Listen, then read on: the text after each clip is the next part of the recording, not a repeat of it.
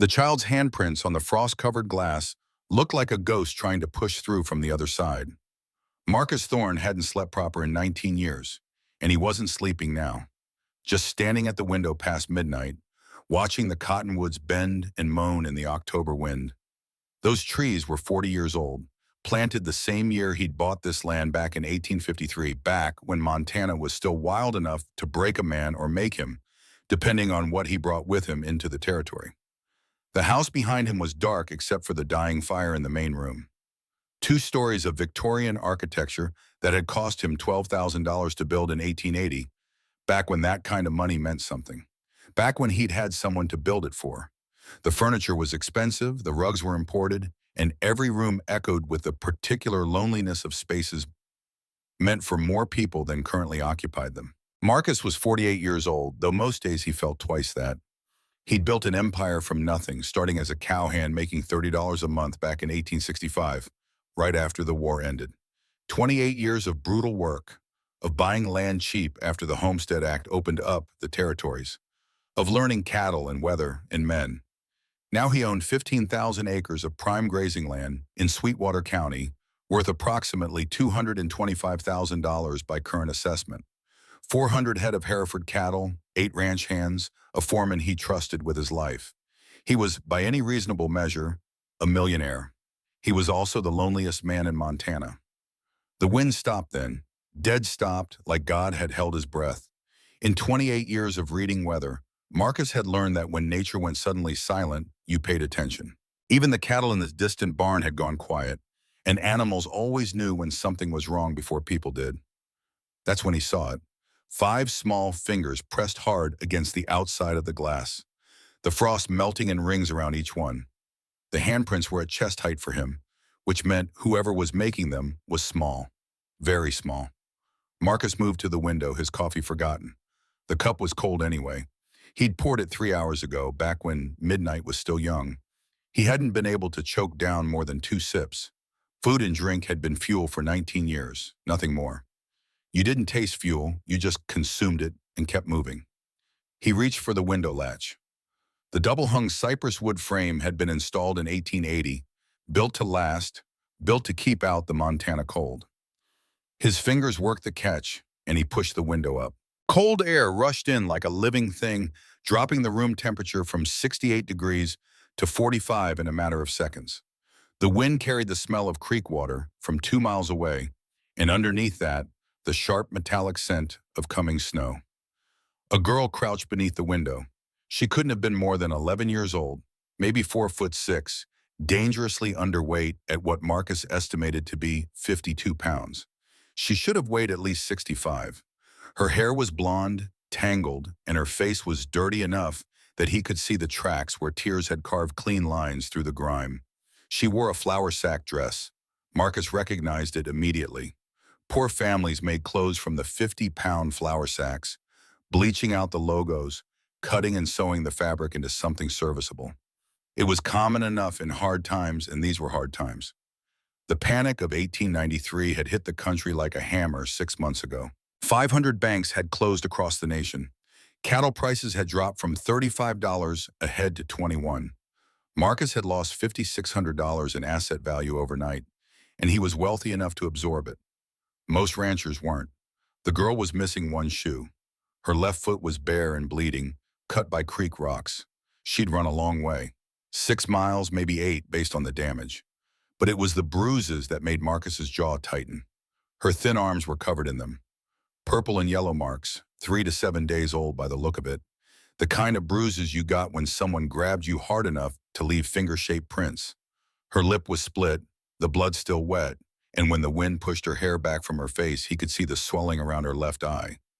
Someone had beaten this child, recently, repeatedly. She didn't flinch when she looked up at him. That was the worst part. Children who'd been hurt learned not to show fear because fear made it worse.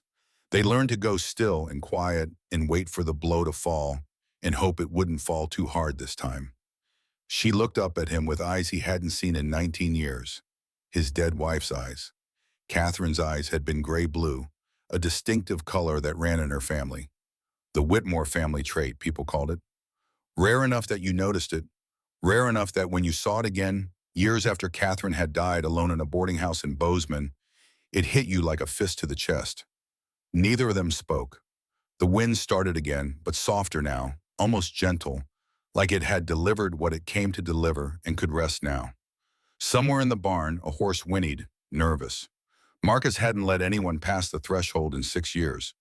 Not since Catherine left in 1887, taking nothing but a carpetbag and a heart so broken that it had finally stopped beating 3 years later. He'd built walls after that, high walls. He'd locked doors. He'd locked himself behind those doors, and he'd told himself it was better this way. Safer. You couldn't lose what you didn't let in. But the blood on this child's lip was still wet, and the October wind had teeth, and somewhere in his chest, something that had been frozen solid for 19 years cracked just enough to let light in. Marcus reached down and lifted her through the window. She weighed nothing. Corn husk and bone, light as grief, light as regret, light as all the things he'd lost and couldn't get back. He estimated 45 pounds at most. He set her down on the floor by the wood stove, and she didn't make a sound, just pulled her knees to her chest and watched him the way a rabbit watches a hawk, calculating distance, planning escape routes, waiting to see if this predator would strike. The stove was an Acme Oak No. 4, bought in 1889, and it burned through 20 pounds of split wood every night during cold months.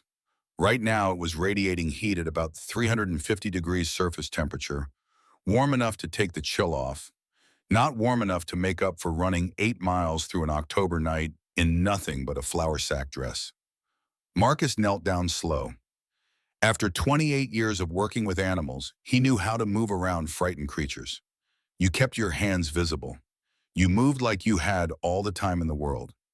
You let them see you weren't a threat before you tried to touch them. "You hurt?" he asked. She shook her head. It was a lie, and they both knew it. Marcus had spent 3 decades reading body language, first in cattle, then in men, and the skill transferred well enough to children. This girl was hurt in more ways than he could count, and none of them were going to heal from a warm fire and a kind word. The split on her lip had scabbed over and broken open again, probably from the cold. The bruises on her wrists wrapped around like dark bracelets, and they were finger-shaped. Adult fingers. A man's fingers, if Marcus was any judge. Her bare foot was bleeding from multiple cuts, the kind you got from running hard over sharp flint and sandstone creek rocks. "I ain't going to hurt you," Marcus said. She didn't answer, just kept watching his hands. Smart girl. Hands were what hurt you. Hands were what you had to watch. He stood and crossed to the kitchen, his boots loud on the hardwood floor. The house was too quiet. It had been too quiet for 6 years. He'd gotten used to it the way you got used to winter, by accepting it was a thing that happened and would keep happening until you died. The coffee was still warm on the stove, thick and black in the enamel pot. Arbuckle's coffee, the most popular brand in the West, 20 cents a pound and strong enough to strip paint. He'd been drinking it since 1865. It was familiar, reliable. It didn't ask questions or require answers. He poured a cup and carried it back. Too strong for a child, but it was all he had, and hot liquid was hot liquid. When he held it out, she took it with both hands and held it against her chest as though it were gold. Like maybe nobody had given her anything in a long time. Steam rose between them, curling in the dim light from the dying fire. "Who did this to you?" Marcus asked. Silence. The fire crackled. Outside, the wind threw handfuls of sleet against the windows, testing them. "Where are you from?" She spoke quietly, her voice steadier than expected, like she'd practiced keeping it flat, keeping the emotion locked down where it couldn't be used against her. "Don't matter where I'm from. Matters I ain't going back." Fair enough. Marcus knew about not going back. He'd spent 19 years not going back to the locked room at the end of the hall. 19 years not opening that door, not looking at what was inside, not remembering what it had been like when that room was full of light and laughter instead of dust and grief. He went to the cabinet Catherine had organized years ago, back when she'd still had hope that he might learn to be human instead of stone. The cabinet still held her careful arrangements. Strips of clean cotton, boiled and stored in a sealed tin. A tin of Raleigh's antiseptic salve, gone hard at the edges but still good. A bottle of iodine with its seals still intact, never opened since she had left. He brought a basin of warm water, pumped from the kitchen and heated on the stove. It took 5 minutes to warm properly. He tested it with his elbow, an old cattleman's trick. When it was right, he knelt in front of the girl. Going to clean that foot. Might sting. She nodded once and extended her leg, mechanical, like this was a routine she knew. Like pain was just another chore you got through so you could move on to the next thing. Marcus had seen men twice her age who hadn't learned that lesson. This child had it down to muscle memory. He worked careful, picked out the small stones, 7 pieces of flint and sandstone, dabbed the cuts clean with cotton soaked in warm water. She didn't flinch, not once. He'd seen grown men holler over splinters, but this 11-year-old girl sat there with her jaw tight and her eyes fixed on the middle distance, and she didn't make a sound. "You got a name?" he asked. "Ruth Ann," she said it flat, testing the name in the air between them, maybe testing whether he'd recognize it. When he didn't react, she added, "Ruth Ann Castor." The name meant nothing to him, but something in the way she said it, careful and deliberate, made him look up from her foot. "That's supposed to mean something to me?" "Don't know yet." He didn't push. He'd learned a long time ago that answers came when they were ready, and pushing just made people lock down harder. He wrapped her foot in clean cotton and tied it off gentle, the way he'd wrap a horse's leg. When he finished, he noticed she was shaking. Not from cold anymore. The stove had warmed her. She was shaking from something held too long, something pressing against the inside of her chest like it wanted out. The coffee cup trembled in her grip. A shadow moved in the doorway. Samuel Deer Creek Whitehawk stood there in his long coat, the one made of buffalo hide that he'd tanned himself 20 years ago. His silver braids caught the firelight, and his face was carved from something older than grief, older than the mountains outside. He was 63 years old, Crow Tribe, and he'd been Marcus's foreman for 25 years. $50 a month, which was high for ranch work, but Samuel was worth every penny. He'd heard the commotion, come up from the bunkhouse where the other hands slept. His dark eyes moved from Marcus to the girl and back again, reading the situation with the speed of a man who'd spent 6 decades learning to survive by knowing which way the wind was blowing. He didn't ask questions, just nodded once. A simple gesture that meant, she can stay. Whatever this is, she can stay. Then he stepped back into the night, closing the door soft behind him. Ruth Ann watched him go, her eyes following his shape until it disappeared into the darkness. "Who's that?" she asked. "Samuel. He's been with me longer than the mountains." "He Indian?" "Crow." She considered this for a moment, her head tilted slightly. Then she said, "He got kind eyes." Marcus almost smiled. Almost. It would have been the first smile in 6 years if it had made it all the way to his face. Samuel was known in 3 counties as Stoneface, a man who could stare down drunk cowboys and nervous horses with equal ease. But children and animals trusted him on sight, and maybe that said more about Samuel than any reputation ever could. Don't let him hear you say that. He's got a reputation to keep. He gave her one of Catherine's blankets. Wool, Pendleton brand, bought in 1883 for $8.50, blue stripe at the edge. It had been stored in a cedar chest for 6 years, and it still smelled faintly of lavender soap. Catherine's scent. Marcus hadn't been able to bring himself to wash it. He pointed to the settee by the fire. "You can sleep there tonight. We'll figure the rest come morning." But she didn't lie down, just sat there rigid, the blanket pulled around her shoulders like armor. Staring at the flames, her whole body was tense, coiled, ready to run at the first sign of danger. Marcus lowered himself into the chair across from her. The same chair he'd sat in every night for 6 years, watching the fire burn down to coals, counting his assets in his head like other men counted sheep.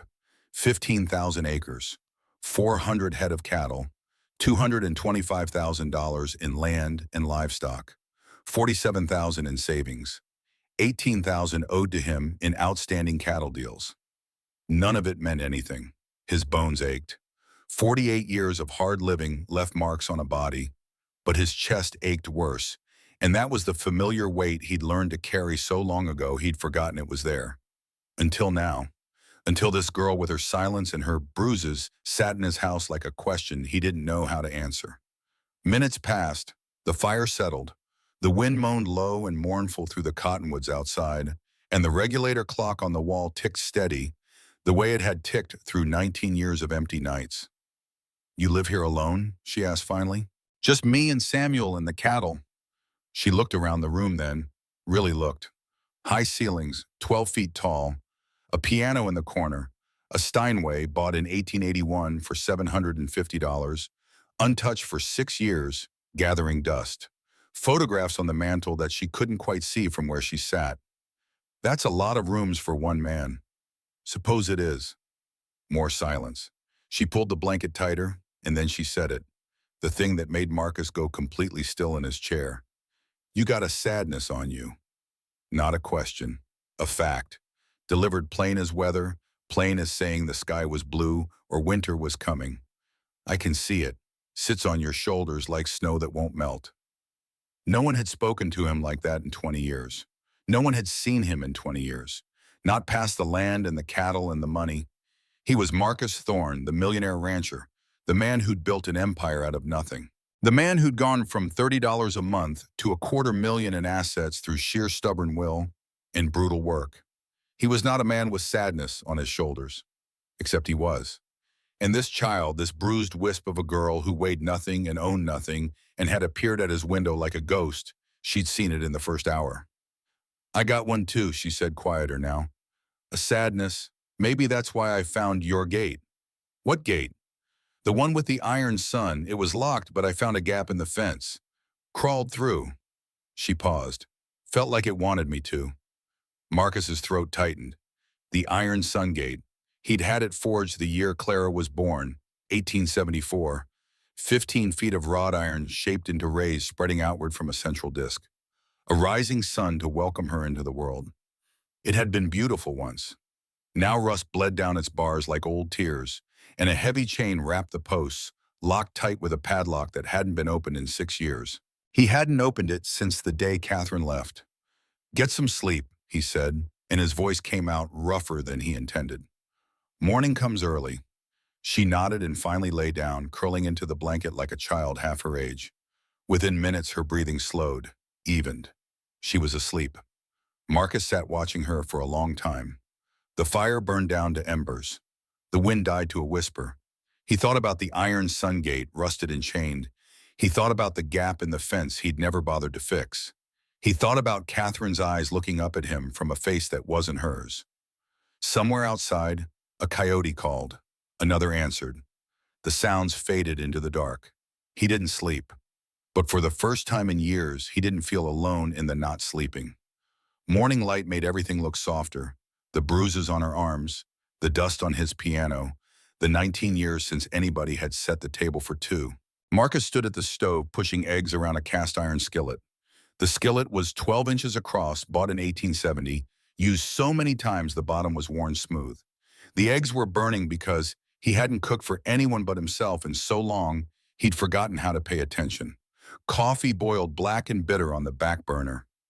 Biscuits sat heavy as river stones on a tin plate. He looked at the spread and felt something close to shame.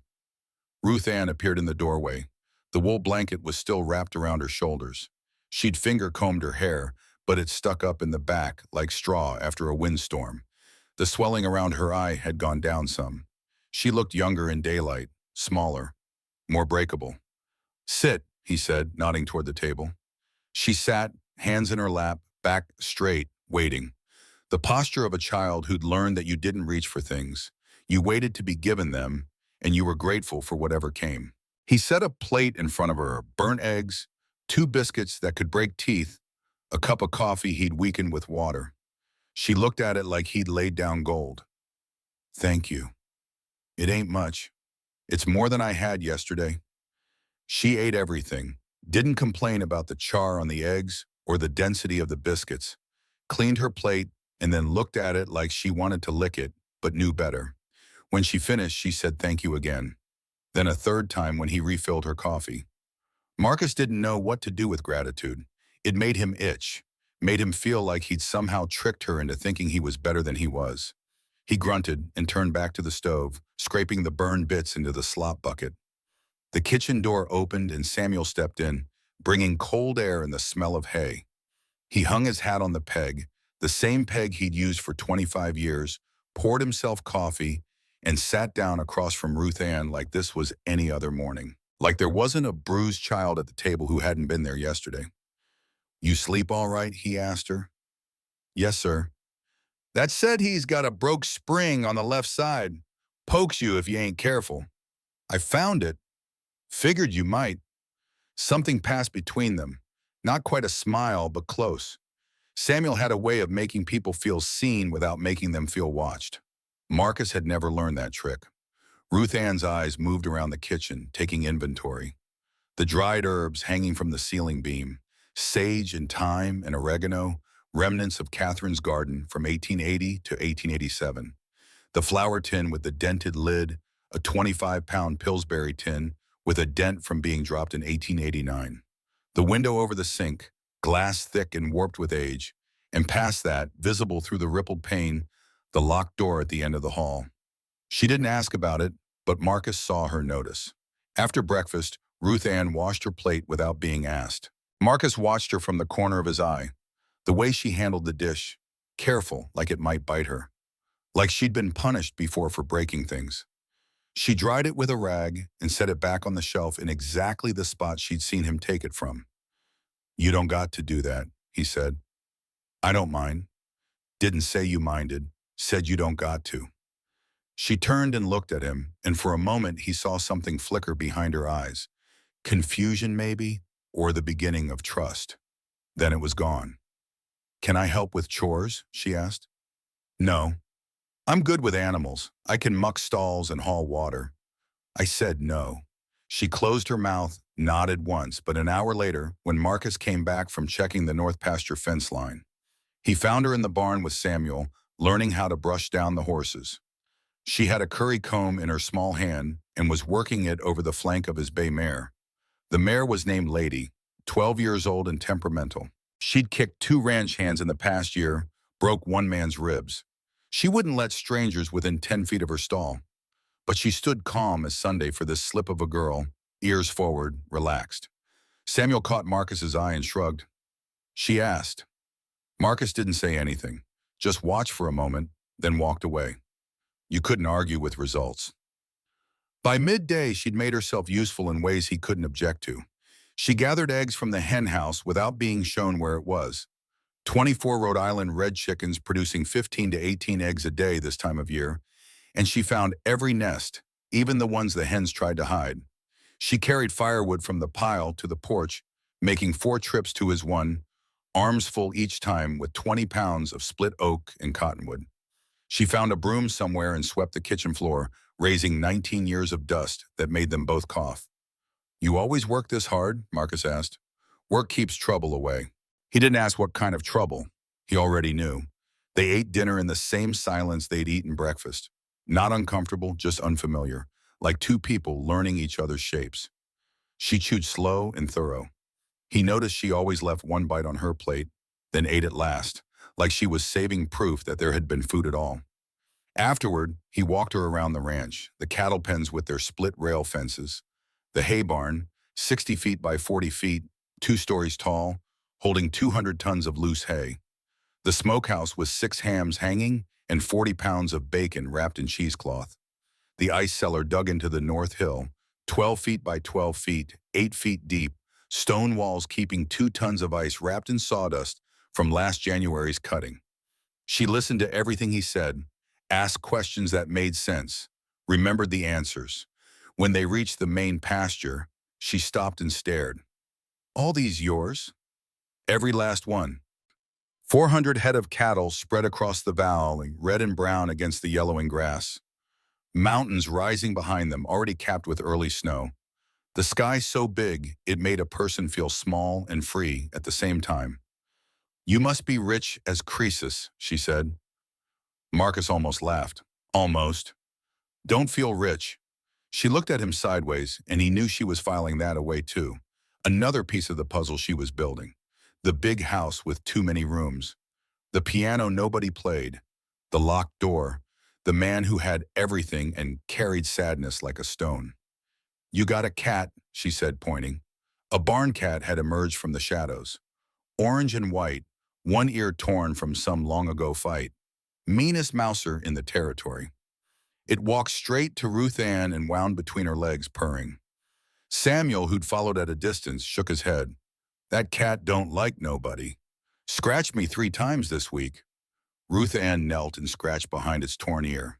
"Maybe you ain't been polite enough." And Marcus, standing there in the afternoon light with his cattle and his land and his silence, felt something shift in his chest. Something small, something warm. He didn't trust it, but he didn't push it away either. That evening, the light went gold and then gray and then gone. Marcus lit the lamps, all but one.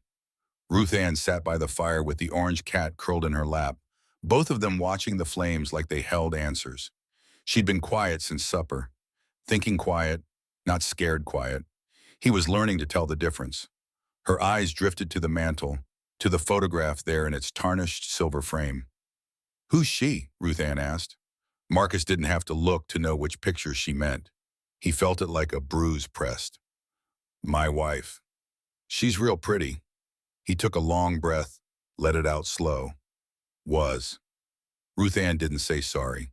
Didn't offer the soft words people usually offered, the ones that meant nothing and cost nothing.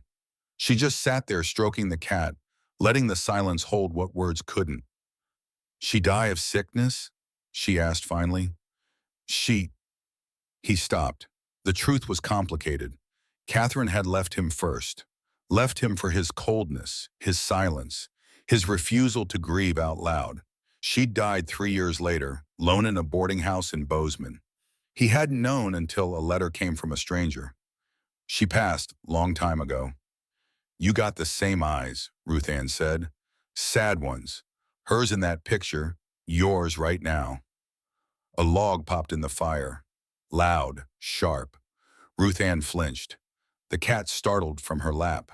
And just like that, the softness in the room cracked open, and Marcus saw what lived underneath. The reflex. The fear. The body that had learned to brace before it learned to breathe. She recovered quick, sat up straight, smoothed her dress, but her hands were shaking. Marcus waited a moment. Then, careful as he'd been with her wounded foot, he asked, "The one who hurt you, he going to come looking?" She didn't answer, which was answer enough. "He's a reverend," she said finally, voice flat. "Reverend Edmund Cross. Got papers that say I'm his.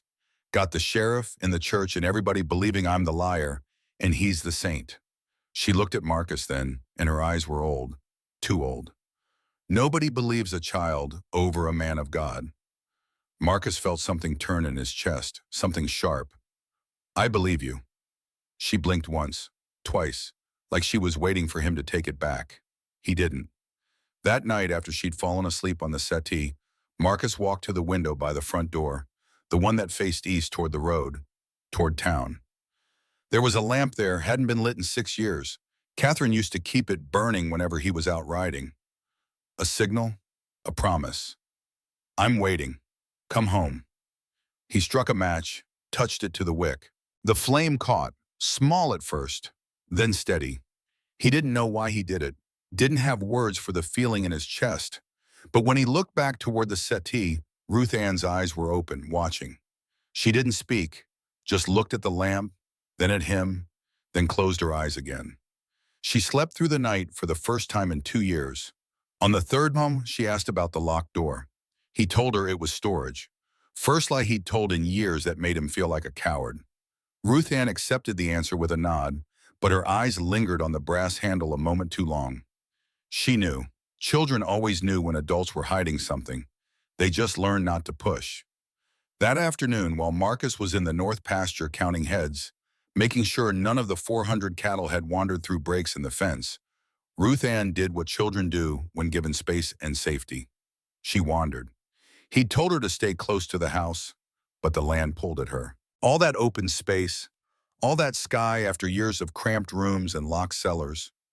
She walked past the barn where Samuel was mending tack, past the chicken coop where the Rhode Island Reds scratched and muttered, past the small hill where the cottonwoods bent together like old women sharing secrets. And then she found the gate. The iron sun gate stood at the main entrance to the ranch, where the private road met the county track. 15 feet of wrought iron shaped into rays spreading outward from a central disc. It had been beautiful once, commissioned in 1874 when Marcus was still young enough to believe that beautiful things might stay beautiful. Now rust bled down its bars like old tears, and a heavy chain wrapped the posts, secured with a padlock that looked like it hadn't been touched since the day it was locked. Ruth Ann stood before it, small against the iron. The October wind moved her hair. She reached out one hand and touched the cold metal, tracing the curve of one ray. "Mama said, 'Find the iron sun,'" she whispered to herself. "Said I'd know it when I saw it." The chain made a sound, low, almost a groan, like metal waking up after a long sleep. She looked down. The padlock, rusted and ancient, untouched for 6 years according to everything she could see, had slipped its catch. Not broken, not forced, just opened, like it had decided it was time.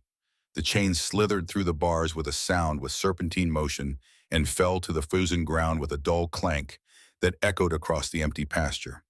The gate swung inward, just an inch, just enough to let the wind through, and with the wind came the smell of distance, of possibility, of things that might be different than they were. Ruth Ann stepped back, heart pounding in her thin chest. She hadn't pulled it, hadn't touched the lock, hadn't done anything except stand there and remember her mother's dying words. But the gate stood open now, and the afternoon light fell through the iron sun as if blessed, like something that had been waiting 19 years for someone to finally see it. Marcus found her there 20 minutes later. She was sitting on a flat stone near the gate, knees pulled up, watching the iron bars catch the dying light. The chain lay coiled on the ground like a dead snake. "What happened here?" His voice came out sharper than he intended, edged with something that might have been fear if Marcus Thorne allowed himself to feel fear anymore. "I don't know." She looked up at him, and there was no guile in her face, no deception, just honest confusion. "I just touched it, and it fell." He walked to the gate, picked up the chain. The padlock was intact, not broken, not forced, not picked, just open, like it had decided to let go after 6 years of holding on. He turned it over in his hands, looking for an explanation that made sense. There wasn't one. Behind him, Samuel's voice came quiet. "That chain ain't slipped in 20 years. Marcus didn't turn around. Wind. Wasn't no wind. Silence. The three of them stood there, the 48-year-old rancher, the 63-year-old Crow foreman, and the 11-year-old girl who weighed 45 pounds and had eyes like a dead woman, looking at a gate that had been locked since grief first taught Marcus Thorne to build walls. "I didn't mean to break nothing," Ruth Ann said, small. "You didn't break it."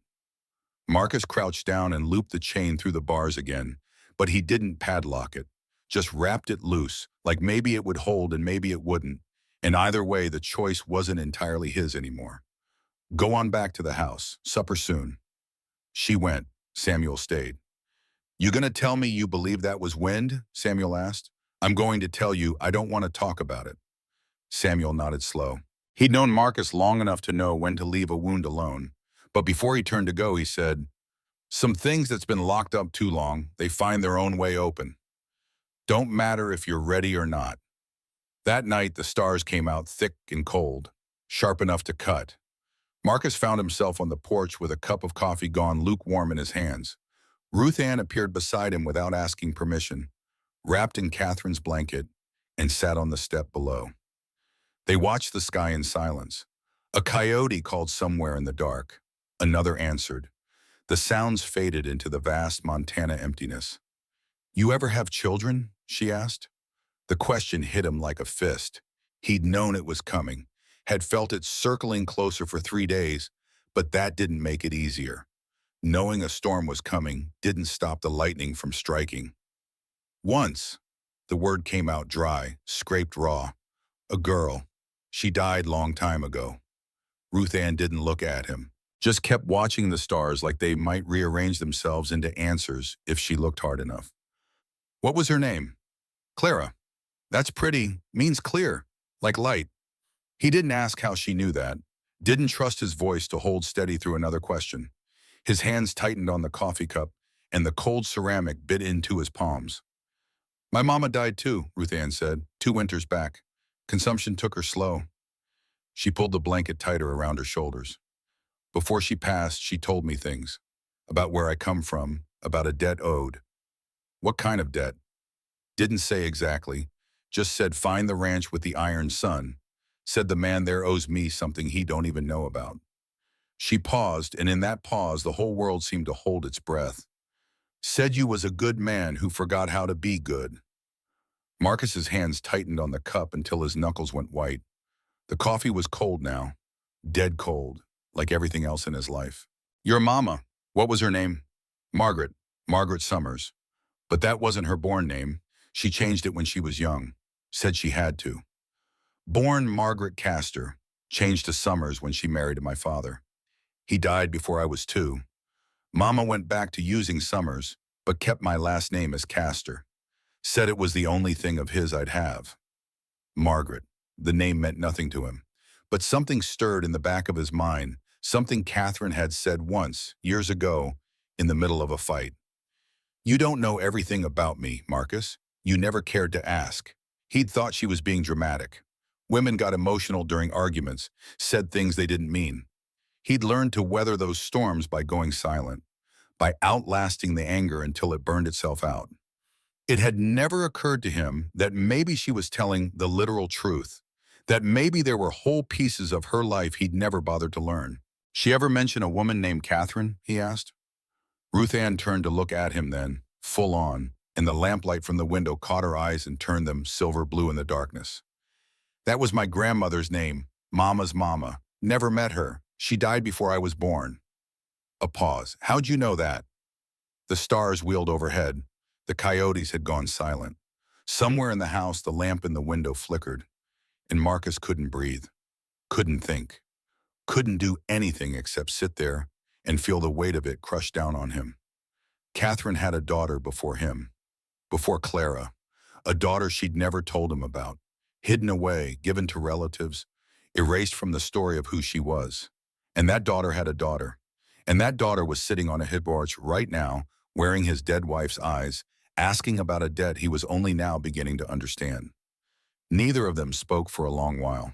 The cold crept in around them, biting at exposed skin, but neither moved to go inside. Finally, Marcus set down his cup. Your mama ever tell you why Catherine? Why your grandmother gave her up?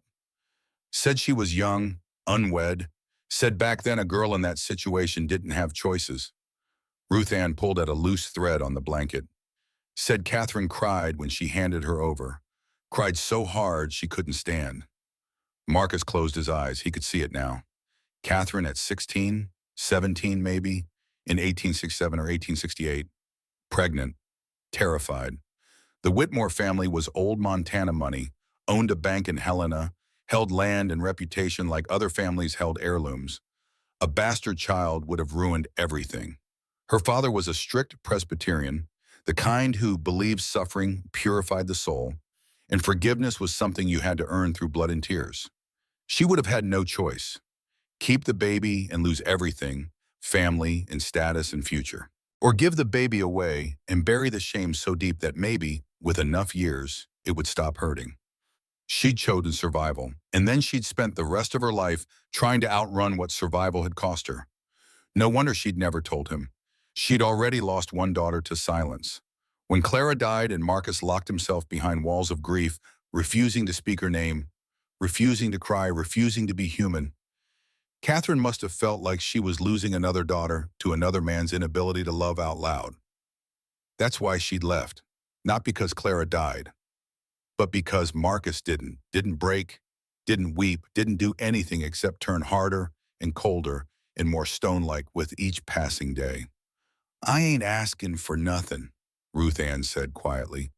Mama said you owed a debt, but I ain't here to collect. She stopped, started again. I just needed somewhere to go, somewhere he couldn't find me. You got somewhere, Marcus said, long as you need it.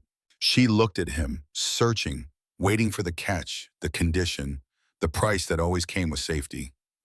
He had nothing else to give her, just the truth. I mean it. The days took on a rhythm after that. Ruth Ann helped with chores, feeding chickens, hauling water, brushing down the horses. She learned to make biscuits that didn't break teeth, with Samuel standing beside her at the stove, teaching her the ratio of flour to lard to baking powder that made them light instead of deadly. She named the barn cat Biscuit, which was fitting, and Biscuit followed her everywhere like an orange shadow, purring loud enough to hear from across the barn. She hummed while she worked, hymns mostly. Amazing Grace, How Great Thou Art, songs her mama must have taught her before the consumption took her. Marcus found himself listening for that humming, found himself looking for her when she wasn't in the room. It scared him how quick the house had filled, how loud the silence would be when she was gone. Because she would be gone, he knew that. Reverend Cross would come, or the law would come, or she'd grow up and leave the way everyone left. That was how it worked. That was how it always worked. People came into your life and you let yourself care, and then they left, and the hole they left behind was bigger than the space they'd occupied. But for now, for these few days, she was here, and the lamp burned in the window every night, and the gate stayed unchained. And something in Marcus Thorne's chest was thawing, whether he wanted it to or not. On the fifth morning, a rider came. Ruth Ann saw him first from the kitchen window. She went pale as milk, stepped back fast, hands gripping the counter hard enough that her knuckles went white. Marcus walked out to meet him, positioning himself between the house and the road. The rider was young, maybe 25, rough-dressed in wool and denim. He worked for one of the spreads near town, but his horse had come from the direction of the church, and there was only one church in Dry Creek. Looking for a runaway, the rider said, not bothering with pleasantries. Girl about 11, yellow hair, simple dress, Reverend Cross's ward. Ain't seen nobody like that. Ain't seen nobody, Marcus said. The rider looked past him toward the house, toward the window where a small face had been visible and wasn't anymore. You sure about that, Mr. Thorne? I'm sure. The rider held his gaze a moment too long, weighing whether to push. But Marcus Thorne was the richest man in Sweetwater County, owner of 15,000 acres and political connections that went all the way to Helena. You didn't push Marcus Thorne unless you were ready for him to push back harder.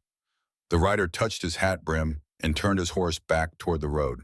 Marcus watched him go until he was a speck against the gray sky. The wind picked up, carrying the smell of snow.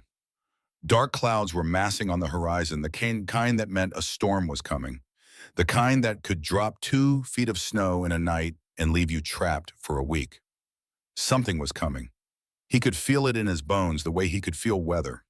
The way 28 years of living on this land had taught him to read the signs that most people missed. The Reverend rode up at noon with the sheriff and a piece of paper that made kindness a crime. Marcus saw them coming from the barn where he'd been checking the winter feed supplies.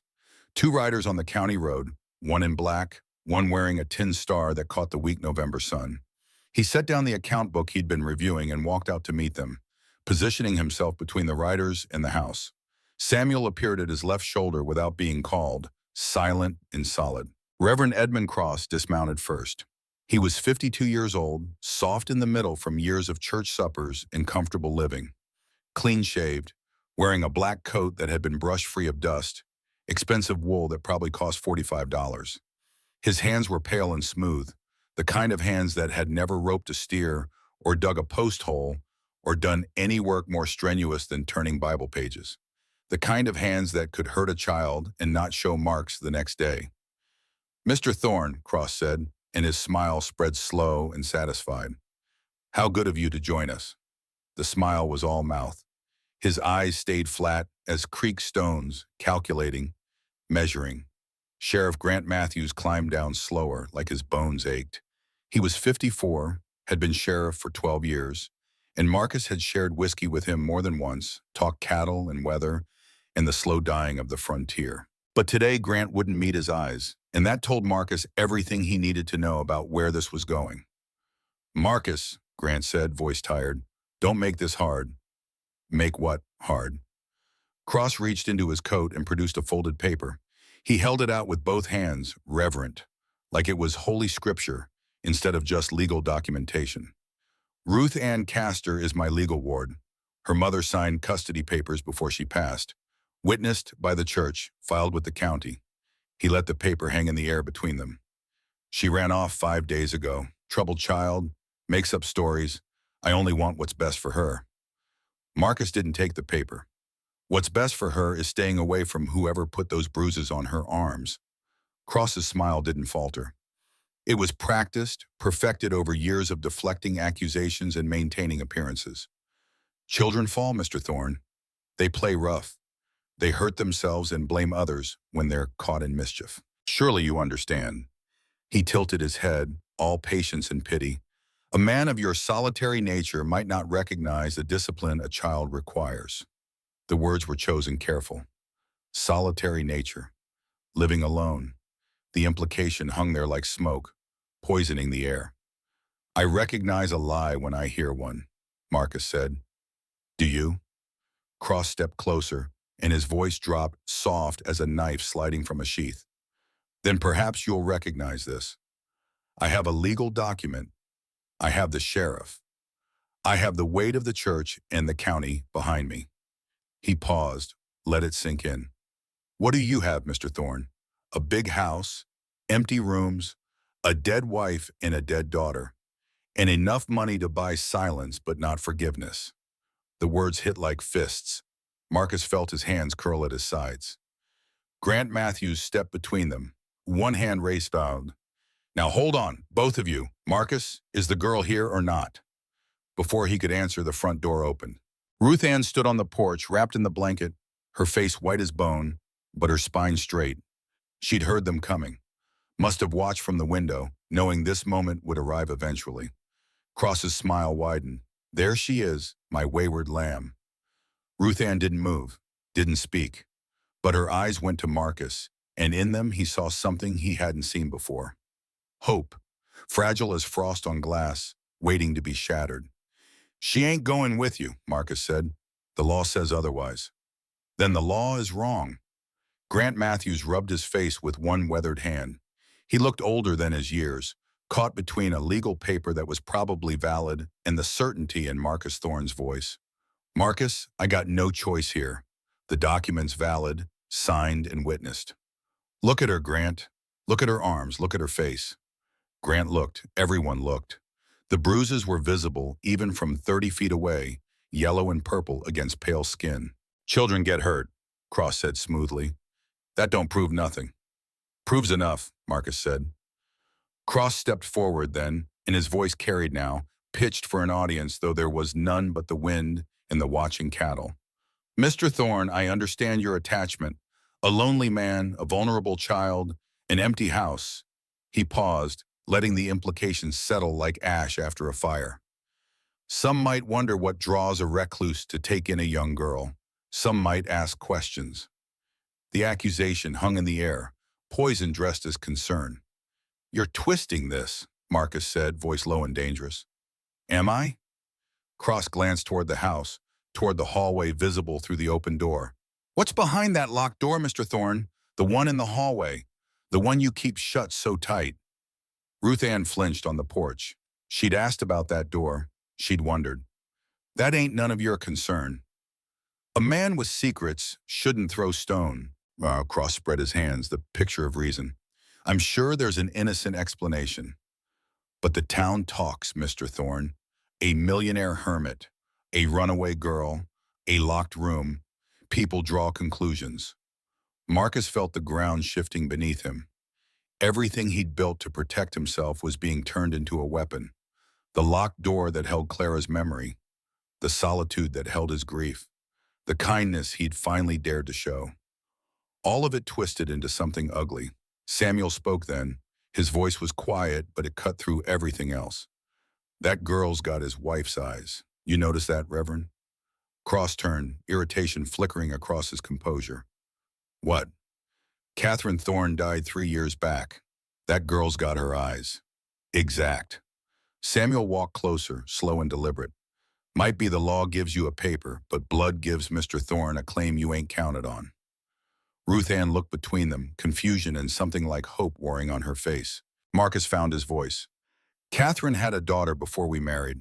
She never told me. Gave her up young, kept it secret her whole life. He met Cross's eyes. Ruth Ann's grandmother was my wife. That makes her kin. That makes this my business. Cross's mask slipped just for a moment, a flash of something cold and calculating beneath the piety. Then it was gone, smoothed away like a wrinkle in cloth.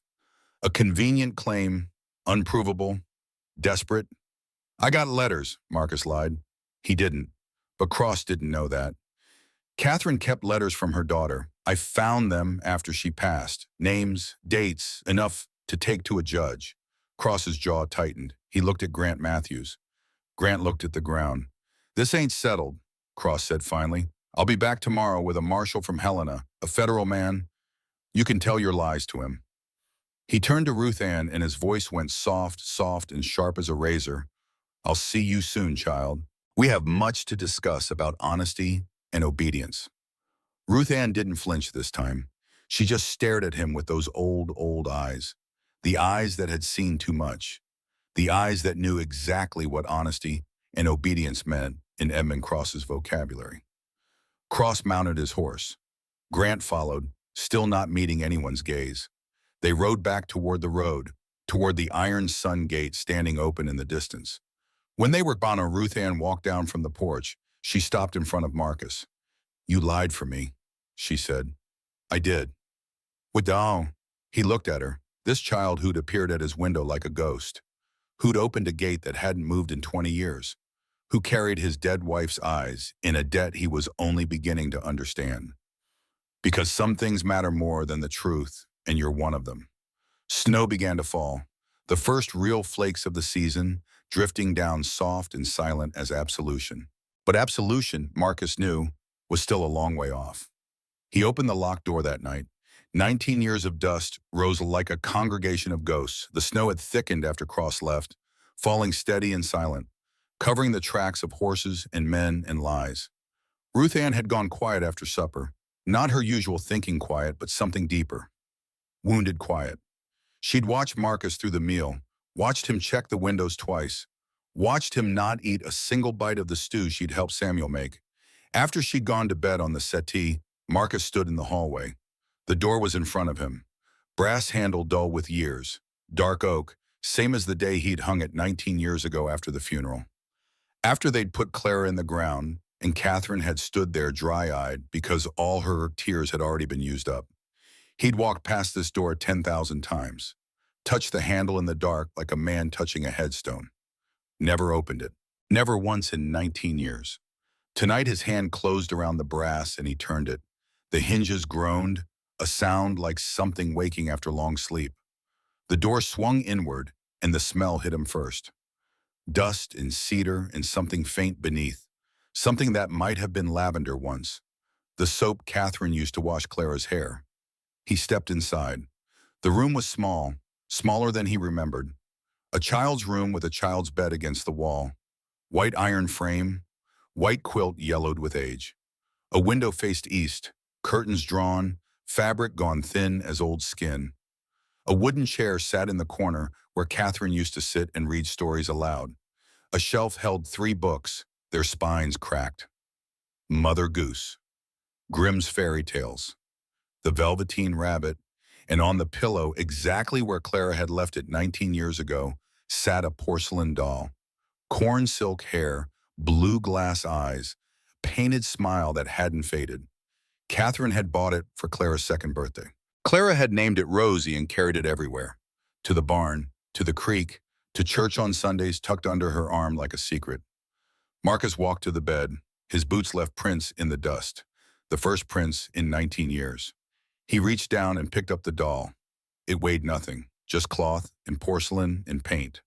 But holding it, he felt the full weight of every day he'd refused to enter this room. Every night he'd touched the handle and turned away. Every year he'd let the dust settle thicker, as if burying the room could bury the grief. It hadn't. The grief was here, waiting, patient as stone. He sat down on the edge of the bed. The springs creaked. The quilt smelled of cedar and thyme. He held the doll against his chest and he didn't cry. Hadn't cried in 19 years. Had forgotten how. But something cracked inside him. Something that had been held too tight for too long. I'm sorry, he whispered to the empty room. Clara, I'm so sorry. The words fell into the dust and disappeared. He didn't hear her come in. Ruth Ann stood in the doorway, lamplight from the hall spilling around her small frame. She was wearing one of his old shirts as a nightgown, the hem dragging on the floor. Her feet were bare. Her eyes were wide. She looked at the room, at the small bed, at the doll in his hands, at the man sitting there like something hollowed out. This was hers, Ruth Ann said. Not a question. Marcus nodded. Couldn't speak. Ruth Ann crossed the threshold. Her feet left smaller prints beside his in the dust. She walked to the bed and sat down next to him. Not close, but close enough. Her hands folded in her lap. She was real pretty, wasn't she? Rosie, I mean. That's what you called her. Clara called her that. I know. It's stitched on her dress, see? Little letters. She was right. He'd never noticed. All these years, and he'd never looked close enough to see. Ruth Ann reached out and touched the doll's hair, gentle as a blessing. My mama had a doll once. Lost it when she was young. She used to talk about it sometimes late at night. Said it was the only thing she had from before. She paused. Before she got given away. The connection hit Marcus like a physical blow. Catherine's daughter, Ruth Ann's mother, had been given away as an infant with nothing but the clothes on her back. No doll, no keepsake, no proof she'd ever been wanted. And here was Clara's doll, preserved like a saint's relic in a room kept holy for 19 years. All this love locked away. All this grief hoarded like gold. What was she like? Ruth Ann asked. Clara, I mean. What was she like? The question opened something in him. Something he'd kept sealed so long he'd forgotten it was there. She was springtime, his voice broke. He tried again. That's what Catherine used to say. Said Clara came into the world like springtime comes to the valley. All at once, changing everything. That's pretty. It was true. Ruth Ann was quiet for a moment, then soft as snow falling, she asked, how'd she die? The question he'd never answered. The question he'd spent 19 years running from. Fever, scarlet fever. Took her in 3 days. He stared at the doll's painted smile. I wasn't here. I was in Billings, closing a cattle deal. Catherine sent word she was sick, but I thought. He stopped, started over. I told myself she'd pull through. She was strong. She was always strong. But she didn't. No, she didn't. The snow fell harder outside the window, a white silence pressing against the glass. I came back 2 days later, Marcus said. She was already buried. Catherine had done it alone, dug the grave herself because I wasn't there to dig it. Ruth Ann didn't say anything, just sat there, small and still, letting him speak. She called for me. Clara did. At the end, she kept asking for her papa. His hands tightened on the doll. And I was 60 miles away, shaking hands on a deal I can't even remember now. Counting cattle while my daughter died, calling my name. The words hung in the air, terrible and true. Ruth Ann reached over and put her hand on his arm. Her fingers were small and cold. That ain't your fault, she said quietly. Something snapped. Don't. Marcus pulled away, standing up fast. The doll fell to the bed. Don't tell me what's my fault and what ain't. You don't know. You weren't there. Ruth Ann flinched but didn't move from the bed. Why didn't you tell me sooner? The words came out harsh, jagged. About Catherine? About your mama? About this debt you keep talking about? Why'd you show up at my window like some kind of ghost and turn everything inside out? I didn't know. You knew something. Your mama told you to find me, told you I owed her. But she didn't tell you what, did she? Just sent you here to collect on a debt I didn't even know existed. Ruth Ann's face had gone pale, her hands twisted in her lap. I just needed somewhere safe, she whispered. Safe? Marcus laughed, a terrible sound, more like breaking than mirth. There ain't no safe. Don't you understand that? Cross is coming back with a federal marshal. He's got the law, the church, the whole damn territory behind him. And I got nothing but a lie about letters that don't exist. Then I'll go. Ruth Ann stood, her voice small but steady. I'll leave tonight. He won't bother you if I'm gone. I didn't mean, but she was already moving, already backing toward the door, her face closed off the way it had been that first night, waiting for the blow, expecting the betrayal. Ruth Ann, wait, She stopped in the doorway, turned, and her eyes, Catherine's eyes, were full of something worse than fear, full of hope dying. "I ain't your kin," she said. "You said so yourself. I ain't nothing to you." He hadn't said that. Had he? The words jumbled in his head, tangled with anger and grief and 19 years of locked doors. "I ain't her. I ain't Clara. I know you wish I was, but I ain't. And I can't pay a debt I don't understand for people who are dead and gone." She turned and walked out of the room, out of the hallway, out of the house. The front door opened. Cold air rushed in. Then the door closed and she was gone. Into the snow, into the night, into the dark that had been waiting all along. Marcus stood in the empty room. The doll lay where it had fallen on the white quilt, its glass eyes staring at the ceiling. Outside, the snow swallowed everything. Sound, sight, the small footprints of a girl running into the dark. He'd done it again. Driven someone away with his silence, his walls, his refusal to feel anything that might crack him open. Catherine had left the same way. Not in anger, but in exhaustion. In the slow death of hoping he would break and finding only stone. The door opened behind him. Samuel stood there, snow melting on his shoulders. His face was carved from something older than grief.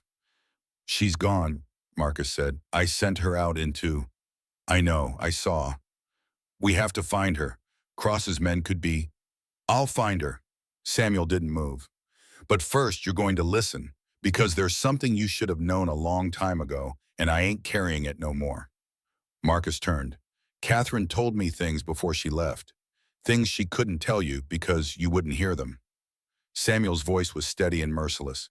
"She didn't leave because Clara died. She left because you didn't." The words fell like stones into still water. "You turned to rock, wouldn't cry by, wouldn't speak the child's name. Locked that door and locked yourself behind it and expected Catherine to grieve alone. Same as she'd buried Clara alone." The room tilted. Marcus put a hand against the wall. "She waited 2 years for you to break. Waited for you to hold her and weep with her and be human with her. But you just kept building. More cattle, more land, more walls." He paused. "She told me she still loved you the day she rode off. Said she'd come back if you ever learned to feel again." "She never came back." "No, she died at 3 years ago, alone in a boarding house in Bozeman."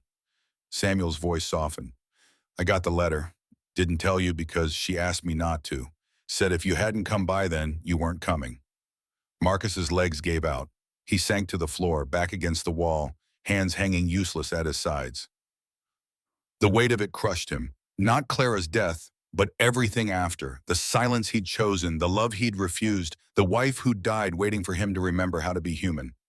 "That girl didn't come to collect a debt," Samuel said. "She came to pay one. She came to give you a second chance. And you just sent her into a snowstorm because you're still too scared to let anyone in." "I don't deserve—" "That's what makes it grace. It ain't about deserving. It never was." Samuel crouched down, meeting his eyes. "I'm going to find her.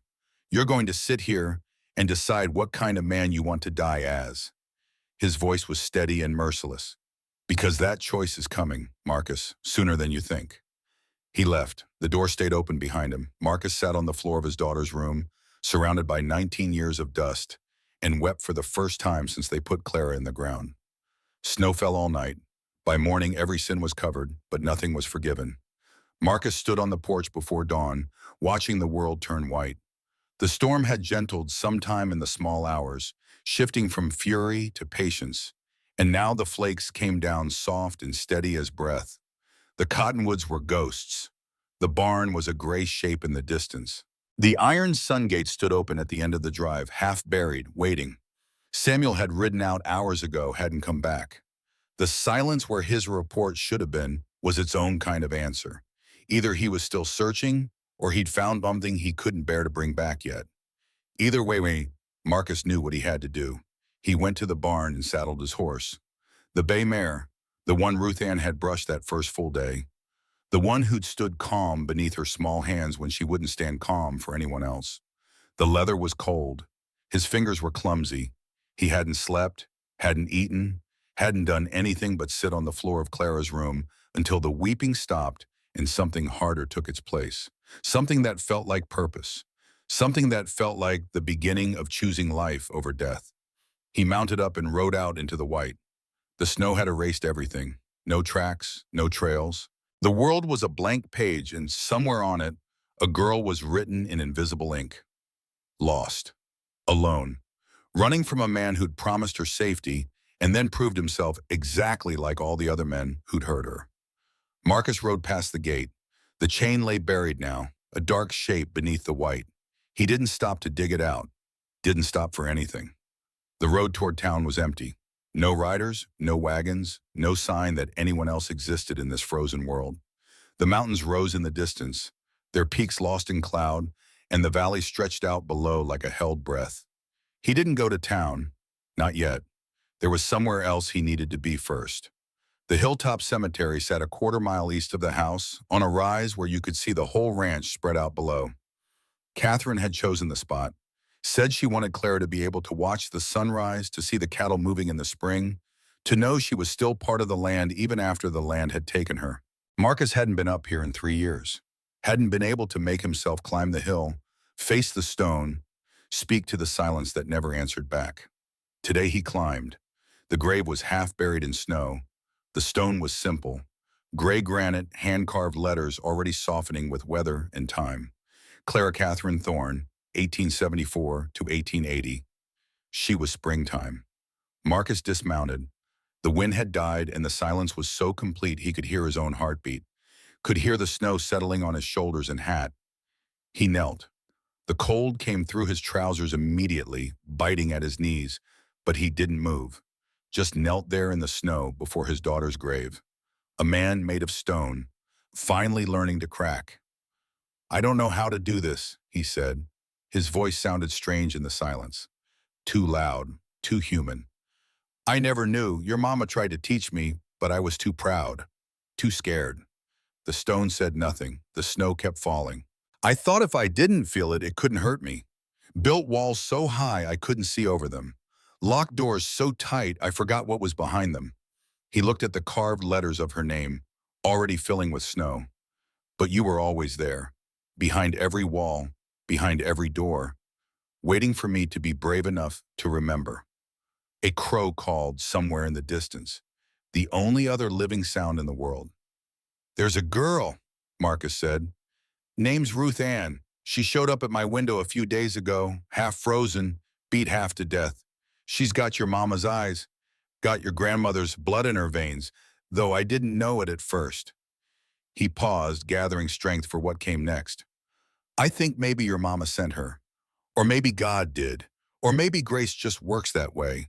Shows up when you least expect it, wearing a face you almost recognize." He thought about Ruth Ann's voice in the dark. "You got a sadness on you. I can see it." He thought about her hand on his arm in Clara's room. "That ain't your fault." He thought about the way she'd looked at him before she ran, hope dying in her eyes, waiting for the blow that always came. "I hurt her," he said, and his voice cracked. "Same way I hurt your mama. Same way I hurt everyone who ever tried to get close. Pushed her away because I was scared. Because feeling something for her felt like betraying you." The wind stirred. Snow swirled around the headstone like something restless. "But it ain't betrayal, is it?" Marcus's voice broke completely now. "Loving someone new don't mean loving you less. It means—" He stopped, tried again. "It means proving the love was real, that it taught me something, that it made me better instead of worse." He reached out and brushed the snow from the top of the stone. The granite was cold as bone beneath his fingers. "I'm going to find her. Ruth Ann. I'm going to bring her home and keep her safe and be the man I should have been for you, for your mama." His throat was tight, the words barely making it out. "I don't know if I can fix what I broke, but I'm going to try. That's all I got left, the trying." He stood, knees aching, heart aching worse. He looked down at the grave one last time. The snow was already filling in the letters of her name, softening them, covering them. "I love you, Clara. I never stopped. I just forgot how to say it." The wind picked up. The snow thickened. And somewhere beneath the white silence, Marcus thought he heard something. A sound like laughter, like a child running through spring grass, like forgiveness made audible. He mounted his horse and turned toward town. The ride down the hill felt different than the ride up. The weight was still there, would always be there, but it had shifted somehow, settled, become something he could carry instead of something that carried him.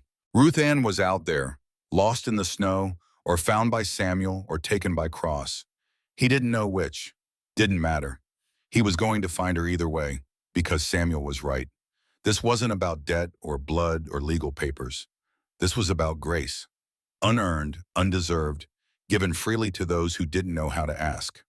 Ruth Ann had come to give him a second chance, and he'd almost thrown it away because he was too scared to take it.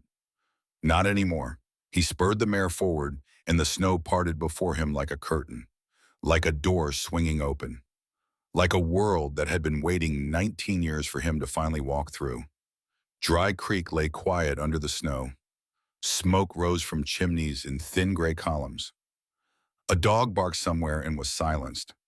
The street was empty except for a buckboard outside the general store and two horses tied in front of the church. One black, one gray. Both well-fed and expensive. Cross's horses. Marcus dismounted in front of the livery and handed his reins to the boy who came running. The boy looked at him with wide eyes.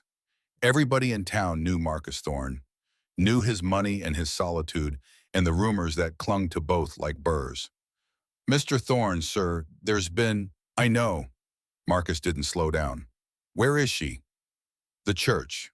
Reverend Cross brought her in this morning. Said she was wandering on the road. Half froze. Said—" But Marcus was already walking.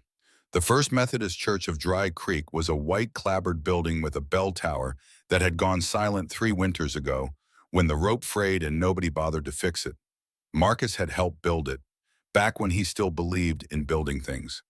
Back when Catherine still sang in the choir and Clara still squirmed in the pew beside him, too young to understand the sermons, but old enough to know that Sunday meant her father would sit still for 1 whole hour. He climbed the steps. The doors were heavy oak, iron-banded, built to last. He pushed them open and walked inside. The sanctuary stretched before him. Rows of wooden pews. A center aisle worn smooth by decades of boots and grief. An altar at the far end with a plain wooden cross hanging behind it. Morning light came through the windows, gray and cold, falling in pale rectangles on the floor. And there in the front pew sat Ruth Ann. She was wrapped in a wool blanket, her hair damp, her face pale as candle wax. Beside her sat Reverend Cross, one soft hand resting on her shoulder like a brand of ownership. A man in a federal marshal's coat stood near the altar, arms crossed, watching. The congregation was there too, a dozen townspeople scattered through the pews. Widow Brennan from the general store, Doc Ferris with his red-veined nose, the Jensens from the feedlot. Others Marcus knew by face, if not by name. Sunday service wasn't for another hour, but word had spread. They'd come to watch. Cross looked up as Marcus entered. His smile spread slow and satisfied. "Mr. Thorne, how good of you to join us." Marcus walked down the center aisle. His boots echoed on the wooden floor. He didn't look at the congregation, didn't look at the marshal, didn't look at anything but Ruth Ann's face. She saw him coming. Her eyes went wide. Fear first, then confusion, then something fragile and desperate that made his chest ache. He stopped at the front pew, looked down at her. "You all right?" She nodded, didn't speak. Cross's hand tightened on her shoulder. "The child is fine. Frightened, cold, but safe now, thanks to God's providence." He stood, positioning himself between Marcus and Ruth Ann. She was found wandering the North Road this morning, nearly frozen. One wonders what could have driven her out into such a storm. "I drove her out," Marcus said, his voice flat. "I said things I shouldn't have, hurt her when I should have protected her." A murmur rippled through the congregation. Cross's smile flickered. "A confession. How unexpected." "Ain't a confession, it's the truth. There's a difference, though I don't expect you'd know it." The marshal stepped forward. He was a hard-looking man, trail-weathered, with eyes that had seen too much to be easily fooled. "Mr. Thorne, I'm Marshal Briggs, out of Helena. I've got legal papers here that say this girl is Reverend Cross's ward. You got anything that says different?" "I got her word. The word of a child." The word of a child who ran 15 miles in the dark to get away from a man who beats her. Marcus turned to face the congregation. His voice rose, filling the sanctuary. Look at her arms. Go on, look. You'll see the bruises, finger-shaped, the kind you get when someone grabs you hard enough to leave marks. Cross's face tightened. The child is clumsy. She falls. She flinches every time someone raises a hand near her, even to wave, even to scratch their own head. Marcus's voice was steel now. That ain't clumsiness. That's what happens to a child who's learned that hands mean pain. Doc Ferris stood up slowly in his pew. His face was troubled, the face of a man who'd been carrying guilt too long. I've treated that girl before. 2 broken ribs last spring. She said she fell off a horse. He paused, swallowed hard. I didn't believe it then, didn't say nothing because, he looked at Cross, because I owed money to the church fund, because I was a coward. The murmur grew louder. Widow Brennan was staring at Cross with new eyes. The Jensens whispered to each other. Cross's mask cracked just for a moment. Something ugly flashed beneath, cold and calculating and cruel. Then it was gone, smoothed away. This is slander, lies from a bitter hermit in a town drunk. His voice rose. The child is mine by law, by right, by the grace of God. God ain't got nothing to do with what you done, Marcus said, and he stepped closer, voice dropping low, low enough that only Cross and Ruth Ann could hear. I've seen men like you before, men who use scripture like a whip, men who pray loud so nobody hears the screaming. Cross's eyes narrowed. You have no proof, no standing. No, I have blood. The words landed like a stone in still water. Marcus turned to the marshal. Ruth Ann's grandmother was Catherine Thorne, my wife. Catherine had a daughter before we married. Gave her up, kept it secret. That daughter was Ruth Ann's mother. He took a breath. That makes Ruth Ann my wife's granddaughter, my kin by marriage, and I'm claiming her. The marshal frowned. You got proof of that? I got letters, Marcus lied again. The lie was getting easier each time, smoothed by repetition. Catherine kept letters from her daughter. I found them after she passed, names, dates, enough to take to a judge. He reached into his coat and pulled out a folded document. Not letters, something else. Something he'd grabbed from his desk before riding out, not knowing why, only knowing it mattered. The deed to the Millbrook parcel, 2,000 acres of prime grazing land on the north side of his property. Worth more than most men would see in 10 lifetimes. Worth approximately $40,000 at current market rates. I'm signing this over, Marcus said, and his voice carried to every corner of the sanctuary, to the town, to the church, whatever you want, in exchange for Ruth Ann's custody, legal and binding. The sanctuary went silent. Even the wind outside seemed to hold its breath. Marshal Briggs took the deed, unfolded it, read it slow, his lips moving slightly.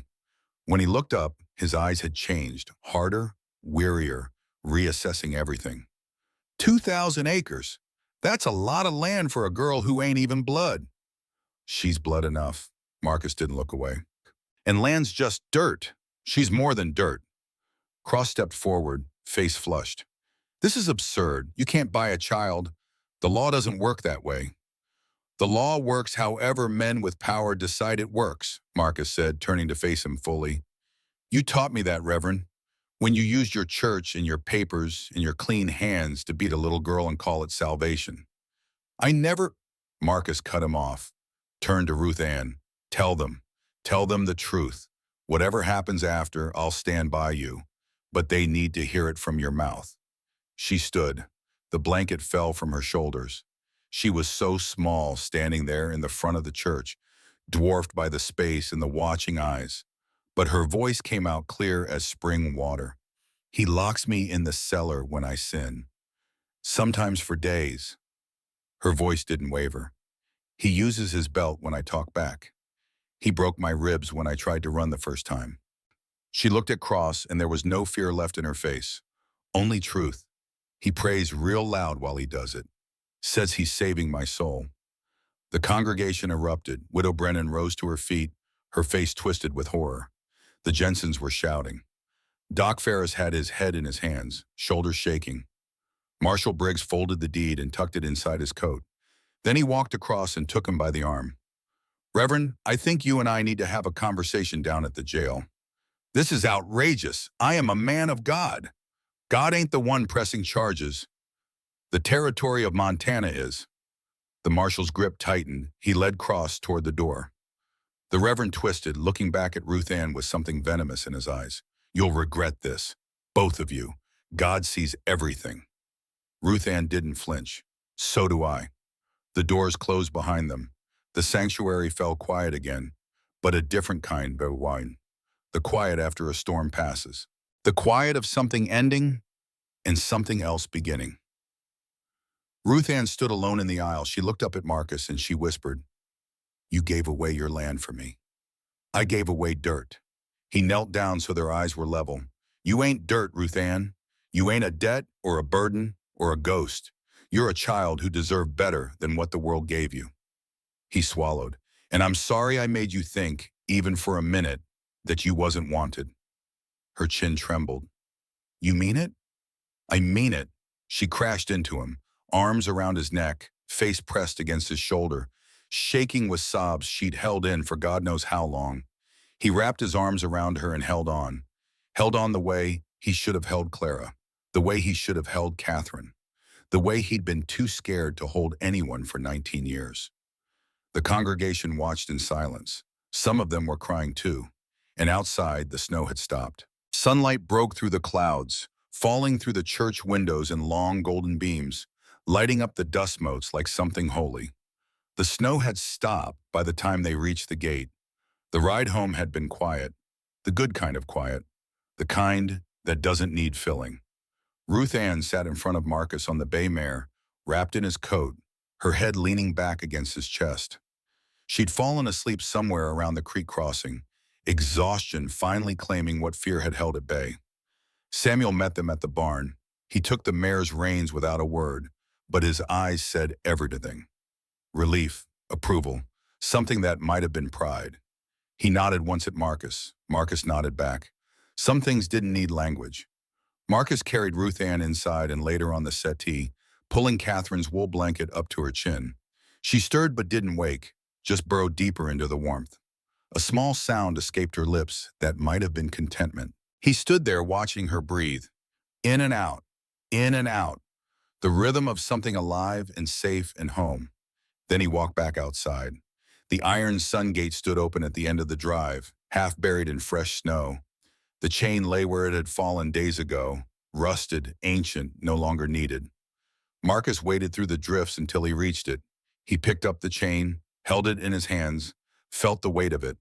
All those years of keeping the world out, keeping himself in, building walls against a grief that had only grown stronger in the dark.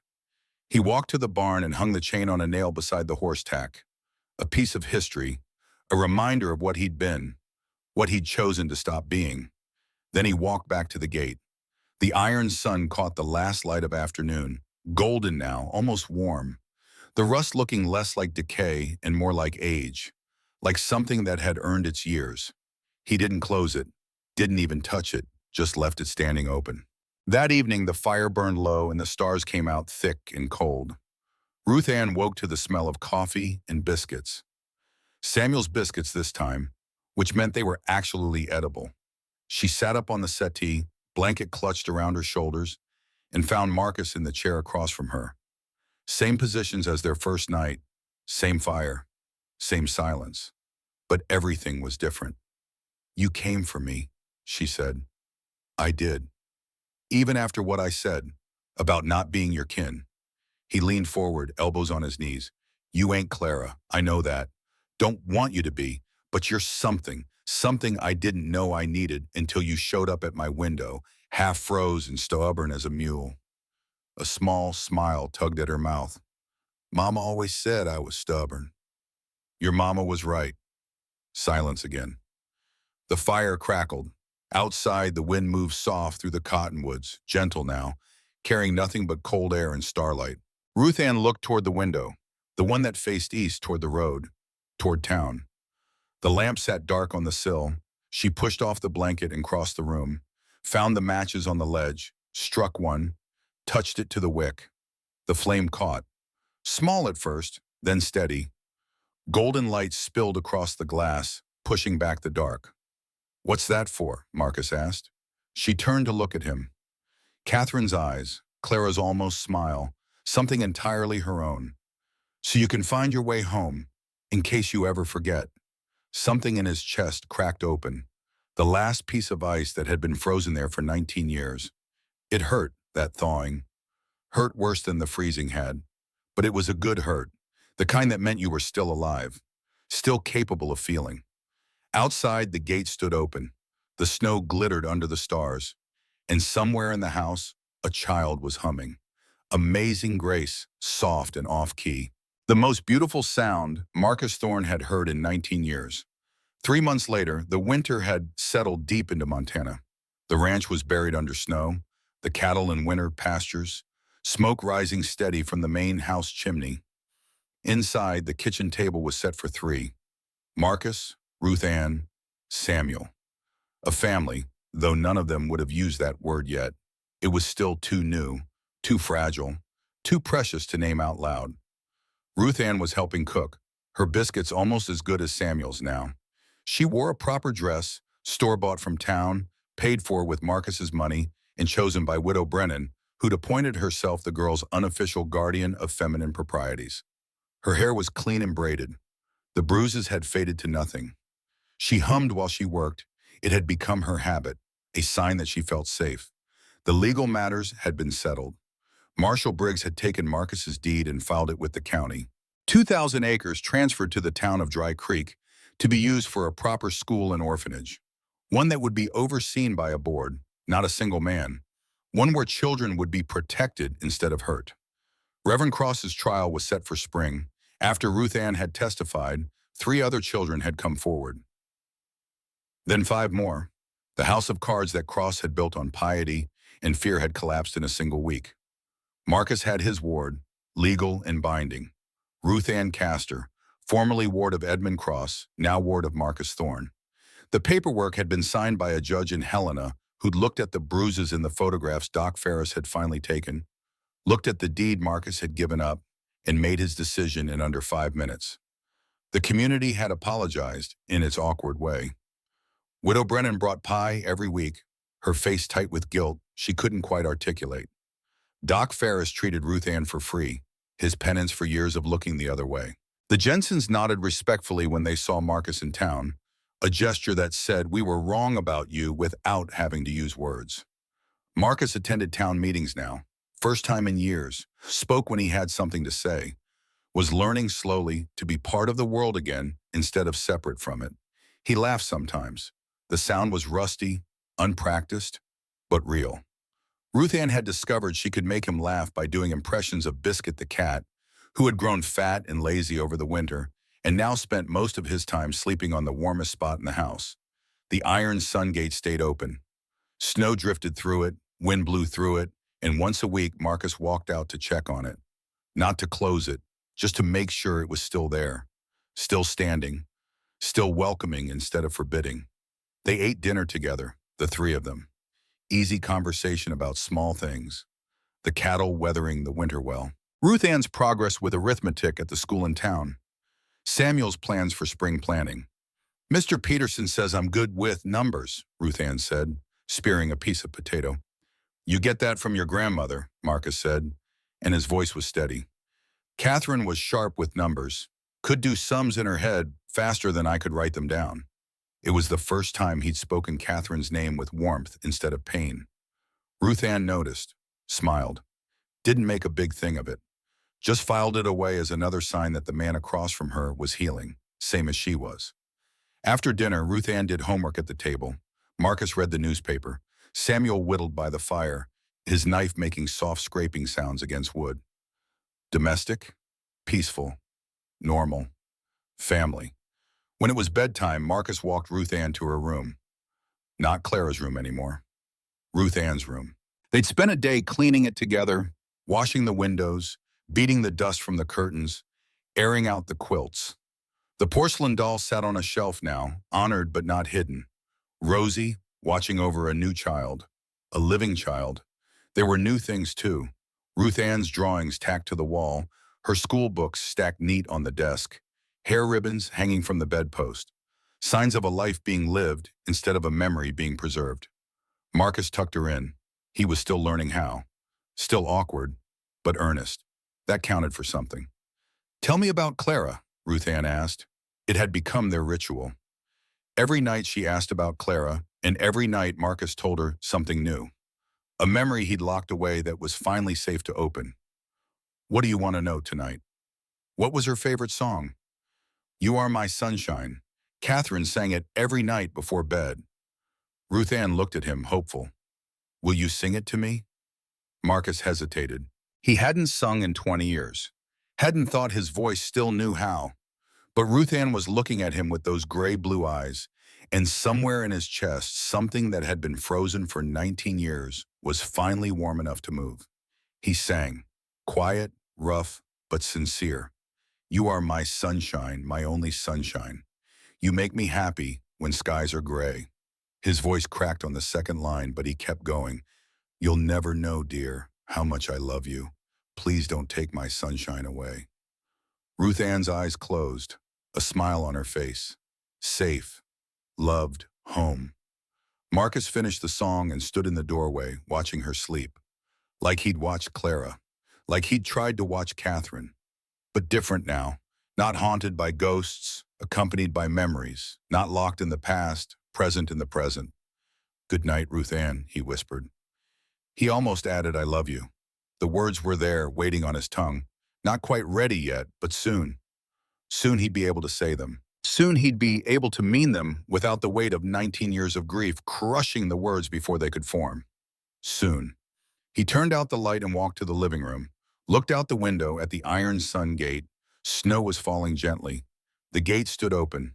A beacon, a promise. The lamp burned in the east window. Someone lives here now. Someone's home. Marcus Thorne, 48 years old, millionaire rancher, father of 2 daughters, one in the ground and one asleep down the hall, sat in his chair by the fire. Samuel had gone to the bunkhouse. The house was quiet except for the crack of burning wood and the soft sound of Ruth Ann's breathing from her room. He closed his eyes, and for the first time in 19 years, Marcus Thorne went to bed and dreamed of springtime. The snow would melt, the grass would grow, the cattle would calve, and in Clara's grave on the hill, where Catherine had planted wildflower seeds 20 years ago, the flowers would bloom again. Purple and yellow and white, covering the stone with color, covering the grief with life. Spring always came, even after the longest winter, even after you thought you'd frozen so solid you'd never thaw. And Marcus Thorne, who'd been winter for 19 years, was finally ready to let it.